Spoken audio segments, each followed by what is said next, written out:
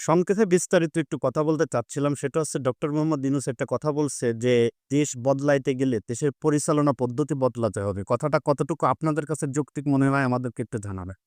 আমার কাছে কিন্তু ১,০০০% যৌক্তিক মনে হয়। কারণ স্বাধীনতার ৫৪ বছর ধরে যে পদ্ধতিতে দেশ চলতেছে, যে পরিমাণ সফলতা আমাদের আসা উচিত ছিল, কাঙ্ক্ষিত সেই সফলতা আমরা আজও পাই নাই।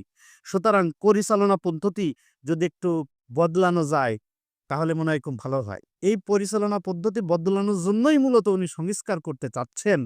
কিন্তু এই সংস্কারের পক্ষে অনেক রাজনৈতিক দলই রাজি না। এর কারণটা হচ্ছে কি বলেন তো? হ্যাঁ, ঠিক ধরেছেন। মাল্য কমে যাবে। মাল্য যদি কমে যায় তাহলে তো নেতারা রাজনীতি ছেড়ে দেবে। কর্মীরা আর কর্ম করবে না রাজনৈতিক কর্ম। তারা তাদের পেশায় চলে যাবে। তখন রাজনৈতিক নেতারা কিন্তু আবার কর্মী পাবে না। ঝামেলা কিন্তু এই জায়গায়। এই কারণেই কিন্তু রাজনৈতিক নেতারা সংস্কার চায় না।